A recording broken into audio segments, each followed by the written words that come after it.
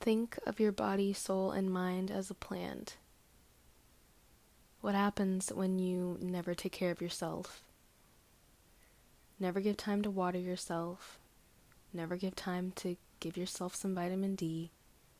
What happens? Your soil gets dry.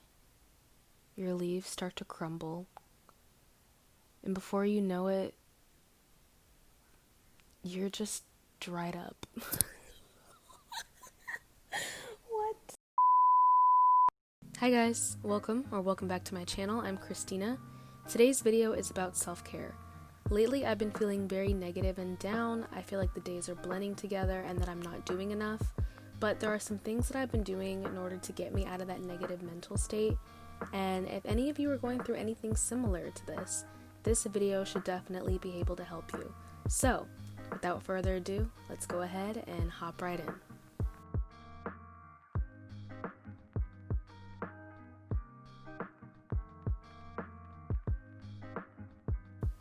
Something that I like to do is sit in silence. I simply close my eyes and listen to my surroundings. Our minds are constantly riddled with the past and the future, so you need to give yourself moments to be in the present.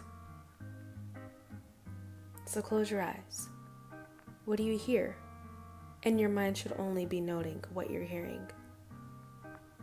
Do you hear cars driving by?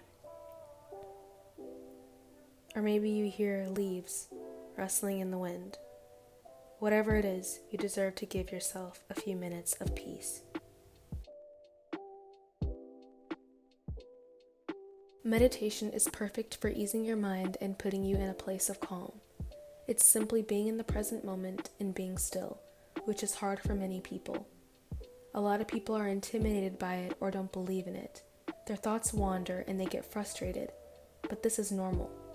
When you continuously meditate, you will soon learn how to bring your thoughts back to the present moment. I always put on a 5-minute guided meditation video or put on some relaxing music and focus on my breathing. There are different breathing techniques and different types of meditation that you can try.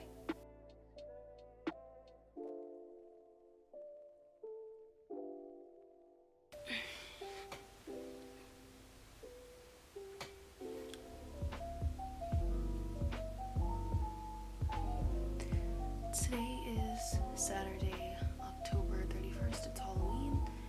If you've never journaled, this is your sign. Journaling is the perfect thing to do when you're stressed, angry, sad, or even happy. You get your thoughts and feelings out in a healthy way.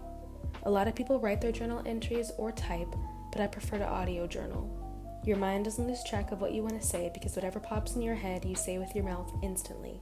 It's also cool to look back and hear your own voice and hear the tone and inflections you use. I should also note that when I used to write my journal entries, I would get overwhelmed because my handwriting wasn't as cute as other people's, and I would just be over it. And you should journal in any mood. It's interesting to look back and see how you were feeling, and you're able to track your growth and your journey over time.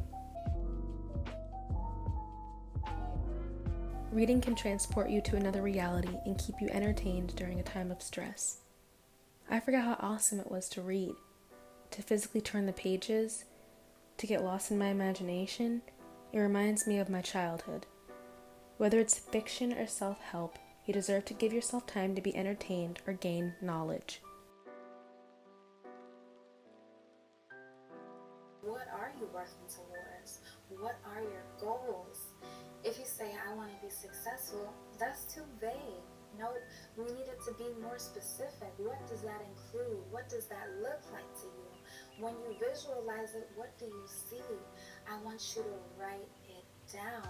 I like to write out my goals at the start of the month. Like every day on the first day of the month, I get a piece of paper and I write it all out. I love listening to podcasts.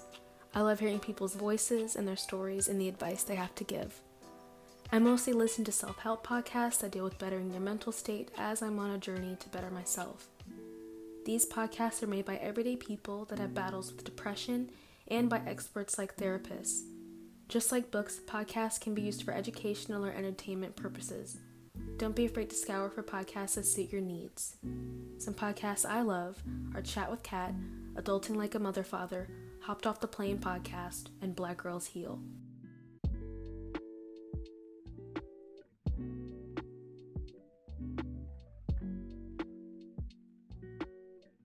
Writing stories has been my passion since I was 6. I love writing characters and their journeys. This is a hobby of mine that I've fallen off doing for a very long time. Do you have a hobby? Maybe yours is sketching, but you haven't picked up a pencil in over a year. Or maybe you've never sketched but want to start. Do it. Go back to your hobby or start one. Spend time doing things that you love. Even if you're not good or don't think you'll be good, so what? If it brings you peace or happiness, just do it. A whole month could pass and you could sit there thinking, I still haven't started sketching, I'm scared. Or you can say, I started sketching and I'm really enjoying it. Sure, this hobby will bring frustrations at times, but overall it provides you joy. So stop wasting time. You deserve to take care of yourself and give love to your body by doing what it's made to do, which is moving. Go out on a hike, get some fresh air, be out in nature, or stay in your room and do a yoga video. Nevertheless, you need to get your heart pumping, whether it's minimal activity or vigorous.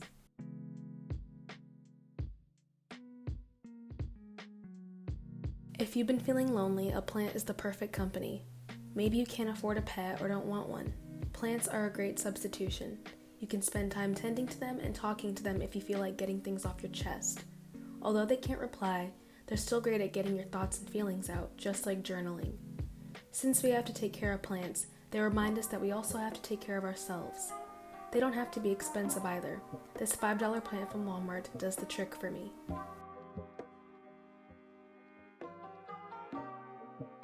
It's time to take a negativity audit.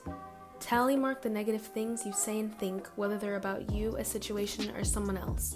You'll be surprised at how much negativity fills your day and spirit. Once you see all the numbers, try to decrease them. Praying is essential. I love to pray.